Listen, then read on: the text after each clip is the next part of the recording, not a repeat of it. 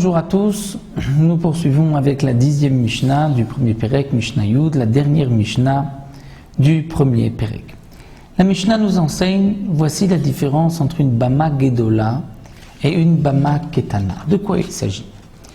Nous savons que nous avons l'interdiction, comme c'est marqué dans la Torah, de faire des sacrifices en dehors du Mishkan, du tabernacle, ou en dehors du temple au Beth Amikdash, à l'époque du Beth Amikdash.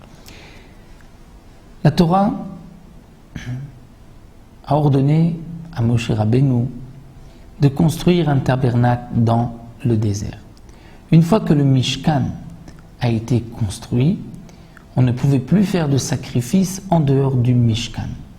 Avant le Mishkan, on pouvait faire un sacrifice en dehors, puisqu'il n'y avait pas de Mishkan, il n'y avait pas de Ohel Moed, de temple d'assignation, il n'y avait pas d'endroit précis où faire les korbanot, les sacrifices. On pouvait construire un autel et faire un korban, c'est ce qu'a fait Adam Arishon, Noach, Caïn, Hevel. Lorsque on a construit le Mishkan, on ne pouvait plus faire de korbanot en dehors du Beth Amikdash. Si on fait un sacrifice en dehors du Mishkan, il y a un chiyuv karet. On est ni par la peine de mort retranché de son peuple. Malgré tout, les Bnei Israël donc sont restés 39 ans dans le désert avec le Mishkan, puisqu'ils l'ont construit la deuxième année. Lorsqu'ils sont rentrés en Eretz Israël, ils ont érigé le Mishkan à Gilgal pendant 14 ans. Ensuite, il y a eu une période où le Mishkan s'est déplacé à Shiloh, période de 369 ans. Et lorsque Shiloh a été détruit, le Mishkan a été érigé à Nov et Givon pendant 57 ans. Ensuite, Shlomo HaMelech a construit le Beth Amikdash à Yerushalayim. Et ce Beth Amikdash a duré, comme nous le savons, 410 ans. Il y a eu un exil de 70 ans, et ensuite deuxième Beth Amikdash construit par Ezra, qui est resté pendant 420 ans. Pendant la période du Mishkan dans le désert, on ne pouvait pas faire de sacrifice en dehors du Mishkan. Pendant la période de Gilgal, on pouvait faire des sacrifices en dehors. Pendant la période de Shiloh, on ne pouvait pas faire de sacrifice en dehors. Et pendant la période de Nov et Givon, on pouvait. Et une fois que le Beth Amikdash a été construit, on ne peut plus faire de sacrifice en dehors du temple, même si, comme aujourd'hui, le temple est détruit, on ne pourra pas construire un autel et faire un sacrifice là où on veut.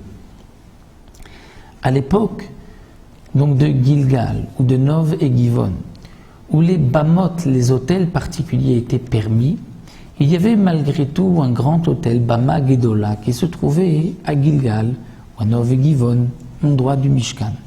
Quelle est la différence entre la Bama Gedola, c'est-à-dire ce grand autel, En ben Bama Gedola, les Bama Ktona au petit autel, l'autel particulier que ton homme pourra faire sur le toit de sa maison. Bien sûr, on parle pendant la période où les Bamot étaient permises. Lorsque les Bamot sont interdites, on ne peut pas faire de sacrifice. Mais lorsque les Bamot sont permises, quels sont les sacrifices qu'on peut faire dans les petits autels et quels sont les sacrifices qu'on doit faire dans le grand autel?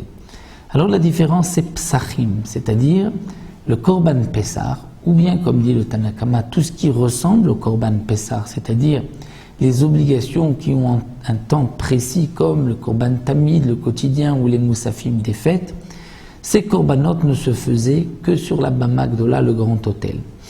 Mais des autres Korbanot, un homme qui voulait apporter un Korban Ola, un Korban Shlami, Khatat, il pouvait le faire, même sur un petit autel, pendant cette période donc de 14 ans à Gilgal et de 57 ans à Nov et Givon.